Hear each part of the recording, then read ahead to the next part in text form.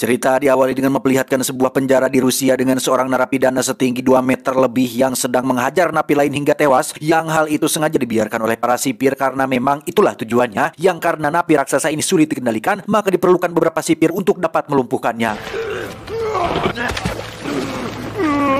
Sementara di dalam sel kita akan diperlihatkan dengan satu narapidana yang sedang anteng menulis bernama Tahanan 451 yang sekilas memang tampak anteng, kalem, dan tidak ugal-ugalan. Tetapi Tahanan 451 ini sebenarnya adalah tahanan paling kejam dan tak manusiawi, yang hal itu dibuktikan ketika dia membekam mulut teman satu selnya untuk dicabut beberapa gigi depannya.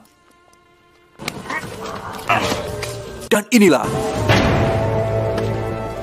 kisah akan berfokus pada seorang pria asal Amerika bernama Kyle yang kebetulan sedang bekerja di salah satu pabrik di Rusia, di mana sang istri yang juga tinggal di sana pun sudah gara rabut hampir 1 minggu lamanya dan mengajak Kyle untuk healing ke pantai Pangandaran. Tetapi karena Kyle adalah pria yang memiliki prinsip waktu adalah icis, maka Kyle pun menolak ajakan istrinya tersebut. Ketika Kyle dalam perjalanan pulang, sang istri yang kebetulan sendirian di rumah pun tampak sedang menyiapkan makanan untuk mereka makan malam bersama. Yang tepat saat keduanya sedang teteleponan, muncullah seorang pria Rusia asing yang sepertinya memiliki niat jahat dan... Ya, ternyata benar pria Rusia ini masuk ke dalam rumah dan mencoba untuk memperkosa istri Kyle, yang karena si istri terus memberontak, si pria Rusia pun mengeluarkan pisau lipatnya dan menikam perut si istri hingga dia tewas saat itu juga. Mendengar sang istri dalam bahaya, Kyle pun langsung tancap gas dan hampir nyuksruk akibat buru-buru teeling nanaon, yang betapa sakitnya hati seorang suami ketika mendapati istrinya tengah tergulai lemas tak berdaya, dan tiba-tiba tarido istrinya mati. Kyle terus mengejar si pelaku hingga ke dalam kendaraan umum, yang karena Kyle tidak buta-buta amat berkelahi, ia pun mencoba melakukan perlawanan meski si pelaku kembali menggunakan pisau lipatnya dan betapa sialnya hidup Kyle ketika polisi yang datang justru malah menangkapnya, bukan menangkap si pelaku, sehingga kasus ini pun langsung dibawa ke pengadilan, yang karena si pelaku berasal dari keluarga kaya raya dan tahu bagaimana caranya membayar hakim, ia pun terbebas dari tuduhan dengan alasan tidak adanya bukti yang kuat. Dan sungguh, hati siapa yang tidak sakit tatkala melihat pelaku yang telah membunuh orang yang kita cintai terbebas dari hukuman dan malah tersenyum lebar seolah tidak punya salah, sehingga daripada harga diri diinjak-injak dan keadilan hanya berpihak pada yang beruang, Kyle pun nekat merebut senjata milik petugas pengadilan dan menembak si pelaku tepat di depan semua orang. Akibatnya, Kyle harus dijatuhi hukuman seumur hidup tanpa adanya bebas bersyarat dan ditempatkan di sebuah penjara bernama Penjara Kravavi yang dicap sebagai penjara paling ketat dan paling kejam di Rusia, sehingga ini akan menjadi awal penderitaan yang baru untuk jagoan kita semua.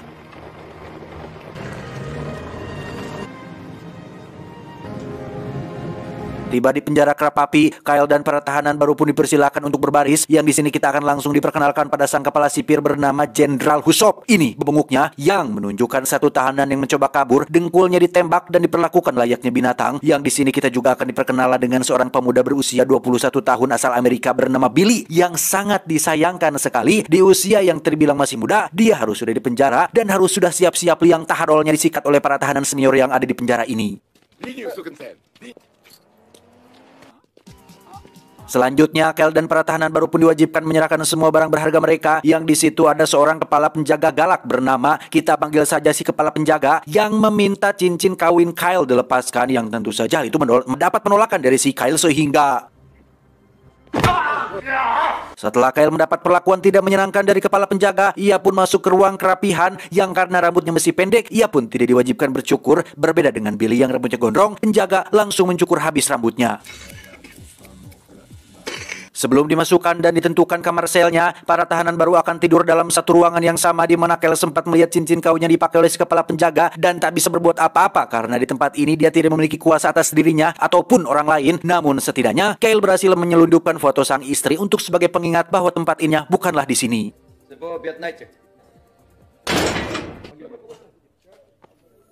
Singkat cerita, malam pun tiba. Ketika semua orang sedang tertidur lelap, Kyle tiba-tiba terbangun oleh suara berisik penjaga yang membangunkan dan membawa Billy keluar dari ruangan tersebut. Yang alangkah malangnya nasib Billy saat dirinya harus menjadi korban pelecehan ketika si kepala penjaga menjualnya kepada salah satu tahanan senior bernama Andrei. Ini bebenguknya yang memang biasa memangsa remaja-remaja random seperti Billy untuk dijadikan objek pelampiasan subzatnya. Keesokan paginya, para tahanan terlihat sedang membersihkan diri di kamar mandi yang karena ini adalah kali pertama Kyle di penjara. Ia tampak kebingungan ketika para tahanan berebut keran air untuk gosok gigi dan membersihkan diri. Ia tetap bersabar dan tetap mengalah dengan semua hal yang terjadi pada dirinya dan mencoba untuk tidak peduli dengan semua yang terjadi di sekitarnya sampai Andre keluar dari kamar sel meninggalkan Billy yang kondisinya sudah babak belur. Andre menunjukkan wajah songong dan tumnya yang langsung mengingatkan Kyle dengan wajah si pelaku. Di situ darah Kyle langsung mendidih, amarahnya langsung memuncak dan tiba-tiba akibatnya, Kyle harus dimasukkan ke dalam ruang isolasi yang lokasinya sendiri berada di bawah tanah tepat di jalur pembuangan tinja, sehingga Kyle harus banyak bersabar dan harus banyak tutup hidung untuk menghindari bau caduk yang menyengat hasil dari setoran semua orang yang ada di penjara ini. Berhari-hari Kyle tidak memakan makanan yang disiapkan oleh penjaga karena siapa tuh yang selera makan di tengah gerombolan si kuning yang mengalir setiap hari, sehingga Kyle yang mulai merasa lemas dan kehilangan akal sehat pun mulai berpikiran untuk diri dengan cara mengikat lehernya menggunakan baju tahanan yang karena cara itu gagal, Kyle pun mendagur-dagurkan kepalanya ke dinding.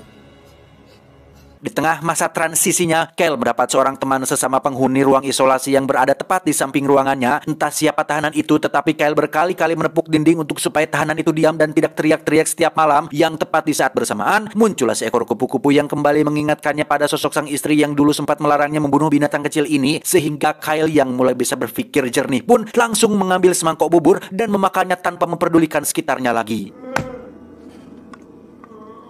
5 hari di dalam ruangan isolasi, kini saatnya Kyle dibawa keluar oleh si kepala penjaga untuk dimasukkan ke dalam kamar sel yang akan menjadi tempat atau kamar tempatnya menghabiskan sisa hidupnya. Yang betapa liciknya si kepala penjaga ketika dia sengaja menempatkan Kyle bersama dengan tahanan 451 yang terkenal yang kita lihat di awal tadi, yang katanya tahanan 451 ini sudah membunuh 3 teman kamar sel terakhirnya, sehingga apabila suatu hari Kyle ingin pindah, maka dia harus membayar sejumlah uang untuk bisa membeli kamar sel di tempat lain.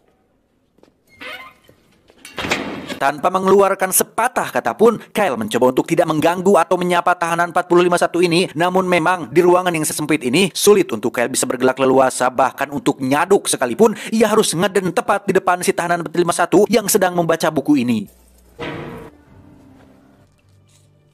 Keesokannya, Kyle mendapat kunjungan dari kakak iparnya alias saudara kandung almarhum istrinya yang menginformasikan tentang sang istri yang sudah dikurubkan di lokasi yang Kyle inginkan. Tak ingin melihat Kyle menderita di tempat ini, si kakak ipar pun menyarankan agar Kyle menggunakan uangnya untuk supaya bisa tetap aman dan nyaman selama berada di sini.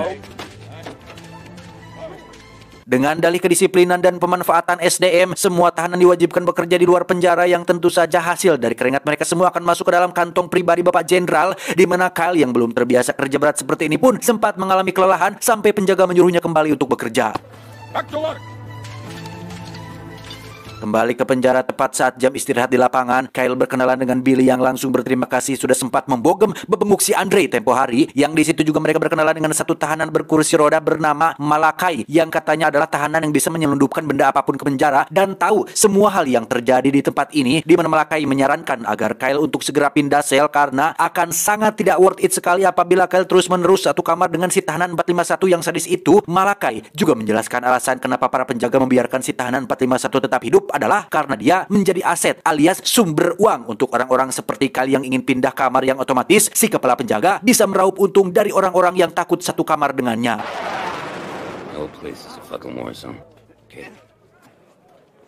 Malam harinya, Kyle kembali memandangi foto istri tercintanya yang hal itu terbawa sampai ke dalam mimpi yang mengakibatkan Kyle bermimpi buruk dan sempat menimbulkan suara berisik sehingga keesokannya di ruang makan, Kyle pun satu meja dengan para tahanan lemah dan tak berdaya seperti Billy, Malakai, dan satu tahanan junior, di mana Andre lagi-lagi bersikap polontong PDD atau songong ketika dia mengeplak kepala Kyle dan meludahi makanan yang sedang dia makan.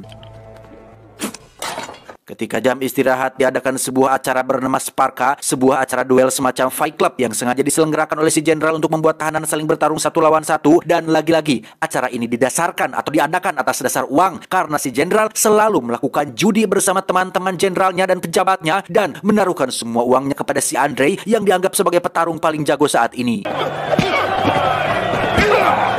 Sadar jika dirinya akan menjadi hadiah kemenangan untuk si Andre, Billy yang tidak ikhlas di tusbol pun diam-diam menajamkan ujung sikat gigi sebagai senjata untuk melakukan perlawanan. Namun upayanya harus gagal setelah Andre menyadari hal itu dan justru malah Billy lah yang harus terluka di bagian perut.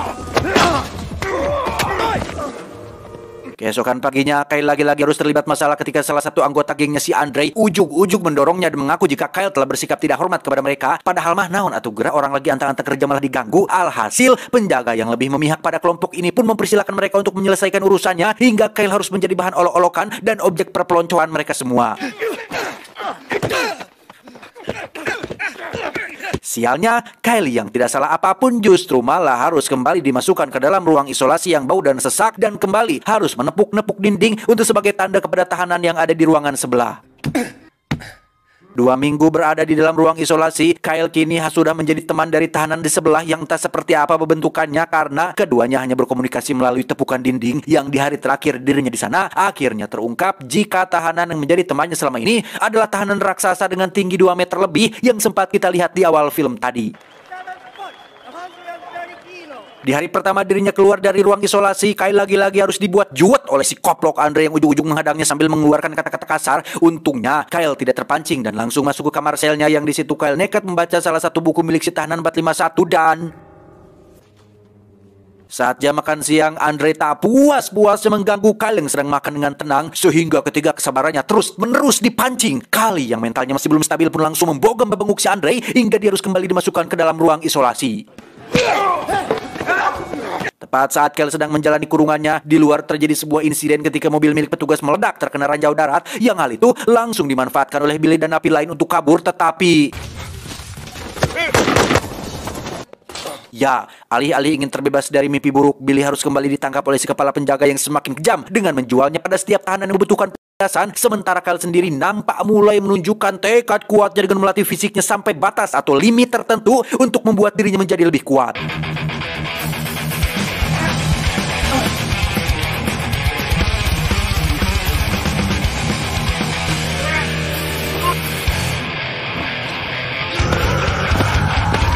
Dirasa sudah siap untuk melakukan Sparka, Kyle yang semakin jarang bicara pun harus berhadapan dengan Andre yang akan menjadi lawan bertarungnya. Yang karena Kyle belum terbiasa melakukan pertarungan dan bukan hanya mengandalkan kekuatan fisik saja, Kyle pun harus terkena pukulan berkali-kali hingga dia dibuat tak berdaya.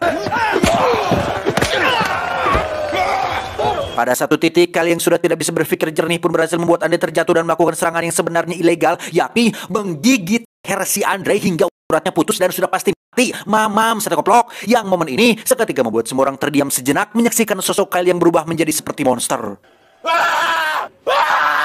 Dari sini Kyle yang sudah kehilangan jati dirinya pun mulai membrutal dengan menjadi bonekanya para penjaga termasuk Bapak Jenderal yang berhasil meraup banyak keuntungan dari hasil judi bersama dengan para teman-teman pejabatnya. Kemenangan demi kemenangan yang Kyle raih sebenarnya adalah sesuatu yang semu atau palsu karena pemenang sesungguhnya tiada lain adalah Bapak Jenderal dan para penjaga. Kyle hanya dijadikan boneka, budak, objek permainan untuk mereka-mereka yang berkuasa. Yang hal ini tentu saja membuat teman-temannya merasa miris dan kasihan, tidak terkecuali dari teman sekamarnya yakni si tahanan 451. Karena sudah jembrol, Kyle pun mencukur brewoknya termasuk rambut gondrongnya yang tak lama. Muncullah si tahanan 451 yang tak apa penyebabnya. Kyle sampai detik ini masih belum dibunuh oleh si tahanan 451 yang dikenal beringas ini. Dan justru Kyle malah diingatkan agar jangan sampai kehilangan jati diri yang sebenarnya dan jangan biarkan para penjaga menang atas dirinya. Tepat saat hari kemerdekaan Rusia, Billy memanfaatkan kesempatan itu untuk kabur dari penjara karena sudah capek dan lelah terus-terusan menderita dan dijadikan budak oleh si kepala penjaga, di mana Malakai dengan sukarela membantunya dengan memberikan kunci pintu keluar dan itu gratis. Malakai sama sekali tidak memungut biaya. Yang setelah Billy berpamitan kepada Kyle juga, muncullah seorang tahanan baru bernama Valia yang sengaja dikirim dari penjara lain untuk supaya Kyle mendapat perlawanan di acara Sparka nanti. Singkat cerita, malam pun poek. Ketika semua tahanan sedang makan malam bersama dalam rangka merayakan hari kemerdekaan, Billy sendiri terlihat sedang berupaya kabur dari penjara ini, tapi tiba-tiba... Ya, betapa teganya Malakai mengkhianati Billy dengan bekerja sama dengan kepala penjaga. Yang hal itu ia lakukan hanya demi untuk bisa mendapatkan obat dari kepala penjaga yang tanpa dia sadari, tahanan 451 sedang mengawasinya dari kejauhan. Your payment. I guess everybody. Valia sendiri terlihat sedang melakukan pertarungan pertamanya di penjara ini yang sebagai hadiah atas kemenangannya, dia berhak mendapatkan hadiah spesial yaitu Billy yang nampak memberontak menolak permintaan tersebut. Keesokan paginya, Billy ditemukan sudah sekarat akibat semalaman terus dihajar oleh si Valia, di mana Kyle diizinkan masuk untuk memeriksanya yang di detik-detik nafas terakhirnya, Billy sempat menyampaikan pesan agar Kyle jangan sampai berubah menjadi seseorang yang bukan dirinya lagi. Tiba saatnya pertarungan puncak, alih-alih akan menjadi tontonan yang seru dan menarik, Kyle justru malah jongkok terdiam tak mau melakukan perlawanan, di mana hal ini dilakukan sesuai dengan janjinya kepada Billy, yaitu akan menjadi dirinya sendiri. Untuk memberikan Kyle pelajaran, Jenderal pun memerintahkan kepala penjaga untuk mengikat Kyle di tengah lapangan, yang hal ini tentu saja langsung menarik perhatian semua orang yang ada di penjara tersebut. Sementara itu, mari saya bawa Anda ke si Malaka yang sedang menyerahkan barang permintaan tahanan 451, yaitu berupa botol berisi minyak tanah, di mana tahanan 451 ini dengan terang-terangan akan Malaka hidup-hidup karena telah mengkhianati teman sendiri yang di situ. Malaka yang tidak pernah merasakan serunya main futsal pun terus memohon agar dimaafkan, tetapi kembali pada Kyle yang selama berhari-hari terus tergantung di tengah lapangan, kepanasan, kehujanan, dan tekad kuat yang ia miliki akhirnya membuat semua geng di penjara ini merasa simpati dan merasa terwakili oleh sosok Kyle yang menjadi orang pertama yang berhasil menjadi pemenang untuk diri sendiri. Butuh keberanian besar untuk menolak perintah para penguasa, sehingga semua geng di penjara ini pun sepakat untuk berdamai dan ikut menolak melakukan pertarungan persis seperti apa yang Kyle lakukan. I want to fight. Now! Fenomena ini menjadi yang pertama kalinya terjadi di penjara ini. Sang jenderal pun menjadi kebingungan sendiri karena apabila mereka membunuhnya, tentulah Kyle akan menjadi seorang martir alias saksi yang berkorban demi keyakinannya, yang tentu saja hal itu akan menjadi pemicu bagi yang lain untuk melakukan hal yang sama, sehingga si jenderal memutuskan untuk turun langsung berbicara di depan semua tahanan untuk menunjukkan ketegasannya dengan cara melepaskan satu tahanan yang akan membuat Kyle bangun dan mau melakukan pertarungan. Dan ya, tahanan ini dimaksud ternyata adalah tahanan raksasa setinggi 2,1 meter dan berat 130 kg, di mana tahanan ini adalah teman Kyle ketika dikurung di ruang sel isolasi, sehingga Kyle dengan cepat menepuk-nepuk dinding untuk memberitahu si raksasa bahwa dia adalah temannya. Dan alangkah terkejutnya semua orang ketika melihat Kyle sudah sangat akrab dengan si raksasa, yang justru malah si kepala penjagalah yang harus dibuat ketar-ketir olehnya. Dan Continue the fight. sayang sekali si raksasa harus tewas setelah mendapat beberapa tembakan, di mana kejadian ini akhirnya menimbulkan kerusuhan setelah beberapa pintu sel terbuka yang membuat semua tahanan memberontak dan mencoba kabur dari penjara ini.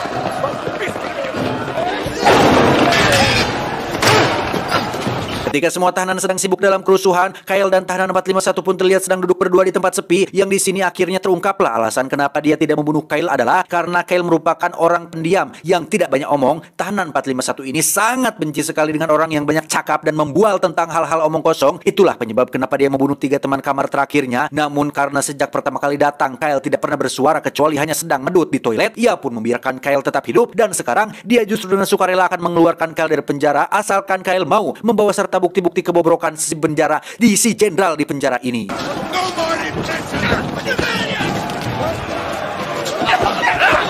Keesokan paginya ketika kerusuhan sudah mereda, si tahanan 451 pun langsung membobol dinding yang di situ terdapat semua bukti kejahatan manusia yang terjadi di penjara ini, yang mana rencana kabur ini sendiri akan berhasil apabila Kyle mau melakukan pertarungan terakhir dengan si Valia Bergul itu.